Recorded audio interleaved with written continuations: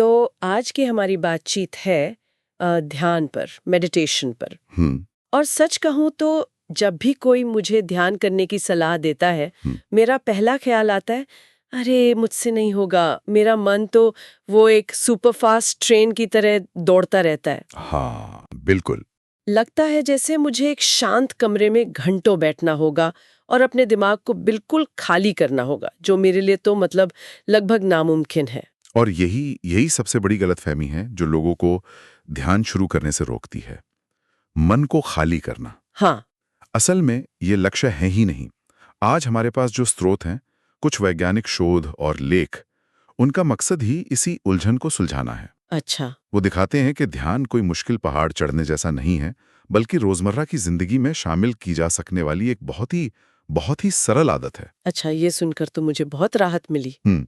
तो मतलब आज की हमारी कोशिश यही रहेगी कि हम इन स्रोतों की मदद से ध्यान के पीछे जो एक डर है उसे खत्म करें बिल्कुल। और ये पता लगाएं कि कोई भी चाहे कितना भी व्यस्त क्यों न हो, इसे शुरू कैसे कर सकता है। बिल्कुल। तो चलिए इस उलझे हुए धागे को सुलझाना शुरू करते हैं। सबसे पहले, अगर ध्यान का मतलब मन को खाली करना नहीं है, तो फिर ये है क्या? बिल्कुल सही सवाल। स्रोत इसे बहुत ही खूबसूरती से समझाते हैं। ध्यान असल में अपने ध्यान यानी अटेंशन और अपनी जागरूकता अवेयरनेस। हाँ, अवेयरनेस को प्रशिक्षित करने का एक अभ्यास है। ये जिम जाने जैसा है, लेकिन शरीर के लिए नहीं, दिमाग के लिए। अच्छा। इसका लक्ष्य मन को शून्य करना नहीं, बल्कि मन में चल रहे विचारों के ट्रैफिक को दूर से देखना सीखना है, बिना उस ट्रैफिक में फंसें, ताकि हम मानसिक रूप से ज्यादा स्पष्ट और भावनात्मक रूप से ज्यादा शांत और स्थिर महसूस कर सकें। विचारों के ट्रैफिक को दूर से देखना, ये सुनने में ज्यादा प्रैक्टिकल लगता है ना? इसका मतलब है कि विचार तो आएंगे, हमें बस उनसे उलझना नहीं है। तो फिर इसे करने के तरीके क्या हैं? क्या कोई एक ही सही तरीका है? नहीं, और यही तो सबसे अच्छी बात है। स्रोत मुख्य रूप से दो बहुत ही आसान और असरदार रास्तों के बारे में बताते हैं, जिनसे कोई भी शुरुआत कर सकता है। ओके। पहला है फोकस्ड अटेंशन, या आप कह लें एकाग्र ध्यान, और दूसरा है ओपन मॉनिटरिंग, यानी खुली निगरानी। फोकस्ड अटेंशन और ओपन मॉनिटरिंग। जी, ये दोनों तकनीकें ध्यान की दुनिया में कदम रखने के लिए एकदम सही दरवाजे हैं। ठीक है, तो पहला फोकस्ड अटेंशन, जैसा नाम से लग रहा है इसमें किसी एक चीज पर ध्यान लगाना होता होगा। एकदम सही।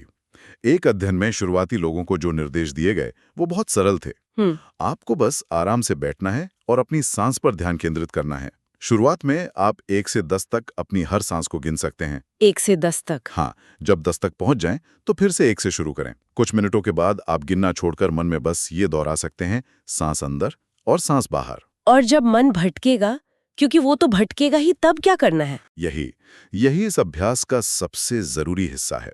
जब भी मन भटकता है, किसी चिंता, किसी याद या किसी आने वाले काम की तरफ, तो आपको खुद को डांटना नहीं है। स्रोतों के अनुसार बस धीरे से अपने मन में उसे एक लेबल देना है, जैसे भटकाओ या सोच। अच्छा, सिर्फ एक लेबल? हाँ, और फिर बहुत नरमी से, बिना किसी झुंझलाहट के, अपना ध्यान वापस अपनी सांस पर ले आना है। हर बार जब आप ऐसा करते हैं, आप अपनी दिमागी मांसपेशी को मजबूत कर रही होती हैं। सांस गिनना तो ठीक है, ये समझ आता है, लेकिन ये दूसरा तरीका, ओपन मॉनिटरिंग या खुली निगरानी, ये थोड़ा उलझाने वाला लगता है। क्या इसका मतलब ये है कि मैं अपने दिमाग में चल रही हर उठापटक को बस सुनती रहूं? हाँ। इससे शांति कैसे मिलेगी? ये तो और ज्यादा तनावपूर्ण लग रहा है। आपका सवाल बहुत जायज है, और ज्यादातर लोगों को यही लगता है। ओपन मॉनिटरिंग में आप किसी एक चीज पर ध्यान नहीं लगाते, बल्कि अपनी जागरूकता का दायरा खोल देते हैं। ओके। आप बस एक साक्षी या दर्शक की तरह बैठते हैं, और जो कुछ भी हो रहा है उसे बिना किसी प्रतिक्रिया के देखते हैं। बिना प्रतिक्रिया के? जी, चाहे वो बाहर से आती कोई आवाज हो, शरीर में होता कोई एहसास हो, या मन में उठता कोई विचार, आप उसे अच्छा या बुरा, सही या गलत का लेबल नहीं देते, बस उसे आने और जाने देते हैं, जैसे आकाश में बादल आते और जाते हैं। लेकिन अगर कोई तनाव वाला विचार आ गया, तो उसे बस देखते रहना मुश्किल नहीं होगा? मुश्किल हो सकता है, बिल्कुल हो सकता है, लेकिन अभ्यास यही है कि आप उस विचार से खुद को जोड़े नहीं।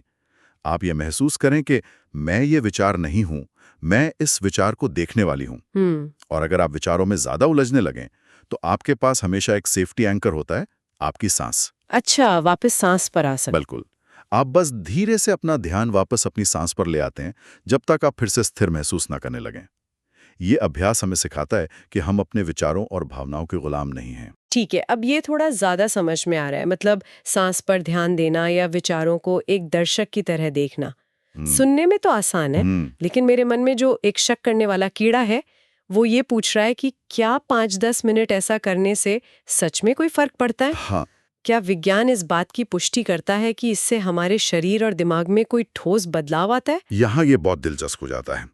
एक अध्ययन ने इन दोनों तकनीकों के शारीरिक प्रभावों की सीधे सीधे जांच की और नतीजे वाकई हैरान करने वाले थे। अच्छा, क्या थे वो? उन्होंने पाया कि फोकस्ड अटेंशन मेडिटेशन, यानी वो सांस पर ध्यान देने वाला अभ्यास, हाँ, वो हमारे पैरासिम्पैथेटिक नर्वस सिस्टम को सक्रिय करता है। हाँ, आसान भाषा में कहें तो ये शरीर के रेस्ट एंड डाइजेस्ट मोड को चालू करता है। इससे प्रतिभागियों की हृदय गति यानी हार्ट रेट कम हुई। यानी ये तकनीक सीधे सीधे शरीर को शांत करती है, उसे आराम की स्थिति में लाती है। बिल्कुल। ये तो उन लोगों के लिए बेहतरीन हो सकता है जिन्हें किसी जरूरी मीटिंग या प्रेजेंटेशन से पहले घबराहट होती है। एकदम।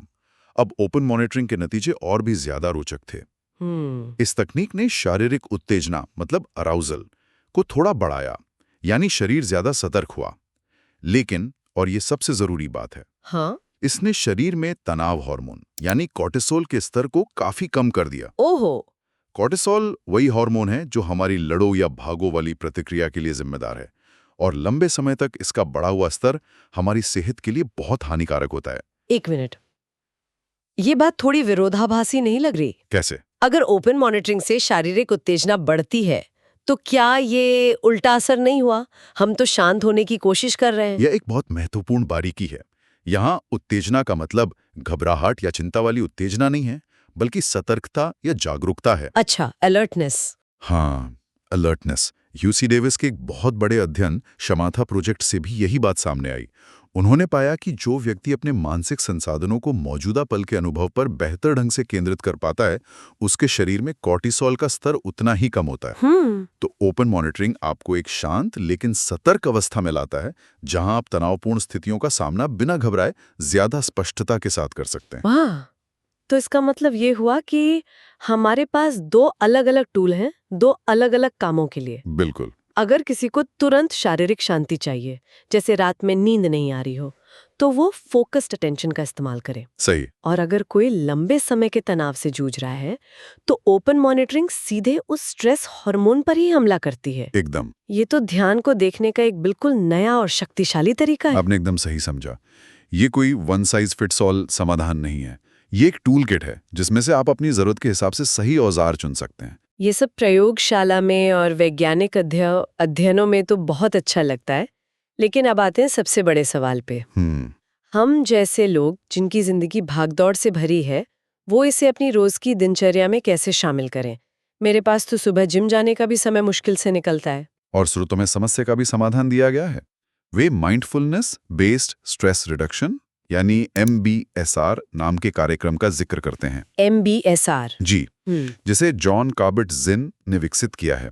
ये एक 8 सप्ताह का कार्यक्रम है, लेकिन इसका मूल सिद्धांत बहुत सरल है, जिसे कोई भी अपना सकता है। क्या है वो? लक्ष्य ये नहीं है कि आप अपनी व्यस्त दिनचर्या में से 1 और घंटा ध्यान के लिए निकालें। लक्ष्य है सचेत रहने या माइंडफुल होने के अभ्यास को उन कामों में एकीकृत करना जो आप पहले से ही कर रहे हैं। जैसे कि? स्रोतों में बताया गए माइंडफुल ईटिंग या वॉकिंग मेडिटेशन अभ्यास। बिल्कुल, ये सुनने में तो काफी आसान लग रहा है। मतलब मुझे अलग से कुछ नहीं करना। कुछ भी नहीं। वॉकिंग मेडिटेशन का मतलब है कि जब आप चल रही हैं, चाहे ऑफिस के कॉरिडोर में या पार्क में, तो बस अपना फोन जेब में रखें और अपना पूरा ध्यान चलने की प्रक्रिया पर लगाएं। अपने पैरों के जमीन से छूने के एहसास पर, अपनी मांसपेशियों की हरकत पर। इसी तरह माइंडफुल ईटिंग का मतलब है कि आप अपना खाना बिना टीवी देखे या फोन स्क्रॉल किए खाएं। उफ, ये तो मुश्किल है। लेकिन मुमकिन है। बस खाने के स्वाद, उसकी महक, उसके टेक्सचर पर ध्यान दें। ये छोटी छोटी आदतें आपके दिन में शांति के कई पल जोड़ सकती हैं। और एक बॉडी स्कैन अभ्यास का भी जिक्र है, वो क्या है? वो भी बहुत सरल और असरदार है। आप बस आराम से लेट जाएं, आंखें बंद कर लें और अपनी जागरूकता को धीरे धीरे अपने शरीर के हर हिस्से से गुजारें। ओके। अपने पैरों की उंगलियों से शुरू करें और धीरे धीरे ऊपर की ओर बढ़ें, अपने पंजों, टांगों, पेट, हाथों से होते हुए सिर तक। बस ये महसूस करें कि शरीर के किस हिस्से में कैसा एहसास हो रहा है। कहीं कोई तनाव या जकड़न तो नहीं? बिल्कुल, आपको कुछ करना नहीं है, बस जागरूकता लानी है। अक्सर जब हम किसी जगह पर तनाव को नोटिस करते हैं तो वो अपने आप ही कम होने लगता है। जब मैंने पहली बार ये कोशिश की थी तो मुझे एहसास हुआ कि मैं दिन भर अपने कंधों को कितना सिकोड़ कर रखता हूँ। ये एक छोटी सी बात थी, लेकिन मेरे लिए बहुत बड़ी खोज थी। ये तो सचमुच कोई भी कर सकता है, सोने से ठीक पहले भी। बिल्कुल। अब स्रोतों में एक और तकनीक का जिक्र है जिसका नाम मुझे बहुत आकर्षित कर रहा है, लविंग काइंडनेस मेडिटेशन। LKM। हाँ, LKM। ये सिर्फ ध्यान करने से कम डरावना लगता है। ये कैसे काम करता है? ये एक बहुत ही सुंदर और रचनात्मक अभ्यास है, खासकर उन लोगों के लिए जिन्हें चुपचाप बैठना और सांस पर ध्यान लगाना बहुत सूखा या मुश्किल लगता है। ये भावनाओं को निर्देशित करने का एक तरीका है। स्रोत इसकी एक 5 चरणों वाली प्रक्रिया बताते हैं। 5 चरण? बताइए। पहले चरण में है आप अपने लिए प्रेम और दया की भावनाएं पैदा करते हैं। मन में कुछ वाक्य दोहराते हैं, जैसे मैं स्वस्थ रहूं, मैं खुश रहूं, मैं सुरक्षित रहूं। अपने लिए? हाँ। दूसरे चरण में आप यही भावनाएं किसी बहुत अच्छे दोस्त या प्रियजन के लिए भेजते हैं। तीसरे चरण में आप किसी ऐसे व्यक्ति के बारे में सोचते हैं जिसके लिए आपके मन में कोई खास अच्छी या बुरी भावना नहीं है, जैसे कोई सहकर्मी या पड़ोसी। हाँ बिल्कुल, और उनके लिए भी यही कामना करते हैं। यहाँ तक तो ठीक है, लेकिन चौथा चरण वो थोड़ा मुश्किल लगता है। उसमें किसी ऐसे व्यक्ति के लिए ये भावनाएं भेजनी होती हैं जिसे आप पसंद नहीं करती या जिससे आपके मतभेद हैं। ये कैसे संभव है? ये तो बनावटी और झूठा नहीं लगेगा? आपका संदेह स्वाभाविक है। यहाँ लक्ष्य उस व्यक्ति को माफ करना या उसके किए को सही ठहराना नहीं है। तो फिर? स्रोत बताते हैं कि इसका उद्देश्य अपने मन को क्रोध और घृणा जैसी नकारात्मक भावनाओं के बोझ से मुक्त करना है। जब हम किसी के लिए बुरा सोचते हैं तो सबसे ज्यादा नुकसान हम खुद को पहुंचाते हैं। बात तो सही है। ये अभ्यास धीरे धीरे उस पकड़ को ढीला करता है। हो सकता है शुरुआत में ये अजीब लगे, लेकिन अभ्यास के साथ ये आसान हो जाता है। और 5वें और अंतिम चरण में आप यही प्रेम और दया की भावना दुनिया के सभी जीवित प्राणियों के लिए फैलाते हैं। ये तो मन के लिए एक बहुत ही सकारात्मक कसरत की तरह है। तो इसके भी कुछ सिद्ध फायदे हैं। हाँ बिल्कुल है। शोध से पता चलता है कि लविंग काइंडनेस मेडिटेशन सहानुभूति यानी एम्पैथी और सामाजिक जुड़ाव को बढ़ाता है। अच्छा। यह आत्मा आलोचना मतलब सेल्फ क्रिटिसिज्म को कम करता है और यहाँ तक कि पुराने दर्द को कम करने में भी मदद कर सकता है। वाह। यह उन लोगों के लिए एक बेहतरीन शुरुआती बिंदु है जिनका मन बहुत ज्यादा भटकता है। तो इन सब बातों का निचोड़ क्या है? आज की हमारी इस पूरी बातचीत का क्या मतलब निकाला जाए? मतलब ये है कि ध्यान कोई एक चीज नहीं है जिसे करने का सिर्फ एक ही सही और मुश्किल तरीका हो, जैसा कि अक्सर लोग सोचते हैं। हाँ। ये सरल, सुलभ और अलग-अलग तकनीकों का एक पूरा संग्रह है। अपनी सांसें गिनने से लेकर सचेत होकर चलना और दूसरों के लिए अच्छा सोचने तक। ये एक बुफे की तरह है जहां से आप अपनी पसंद और जरूरत के हिसाब से कुछ भी चुन सकती हैं। और सबसे जरूरी बात जो मुझे समझ आई है वो ये है कि इसका लक्ष्य कभी भी विचारों से पूरी तरह छुटकारा पाना नहीं है। बिल्कुल नहीं। मन का काम है सोचना, वो सोचेगा।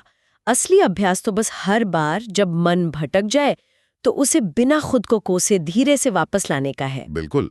मुख्य बात यह है कि मन की एक आदर्श शून्य अवस्था को प्राप्त करने का दबाव महसूस नहीं करना है। सफलता मन को खाली करने में नहीं, बल्कि बार बार धीरे से अपना ध्यान वापस लाने के कोमल अभ्यास में है। हर किसी के लिए कोई ना कोई तरीका जरूर है, बस जरूरत है थोड़ी सी इच्छा शक्ति और अपने प्रति ढेर सारी दया की। तो शुरुआत करने के लिए किसी को विशेषज्ञ होने की जरूरत नहीं है, बस एक जिज्ञासु डिब्यूटेंट होना ही काफी है। बिल्कुल। लेकिन यहाँ एक और गहरी बात है जिस पर हमें विचार करना चाहिए। क्या? स्रोतों में ये की बताया गया है कि ध्यान के कभी-कभी चुनौतीपूर्ण या प्रतिकूल प्रभाव भी हो सकते हैं, जिसका जिक्र पारंपरिक प्रथाओं में सदियों से मिलता है। अच्छा। जी। जहां इसके फायदे स्पष्ट हैं, वहीं ये एक गहरा सवाल भी छोड़ जाता है। जब हम इन अभ्यासों को अपनाते हैं तो हम सिर्फ शांति और सुकून पाने के लिए ही तैयार नहीं होते, बल्कि हम अपने भीतर की दुनिया का दरवाजा खोलते हैं। तो हमें न केवल उस शांति के लिए बल्कि अपने भीतर गहराई से झांकने पर सामने आने वाली अप्रत्याशित और कभी-कभी असुविधाजनक सच्चाइयों और चुनौतियों के लिए भी कैसे तैयार रहना चाहिए, ये विचार हमारे श्रोताओं के लिए सोचने लायक है।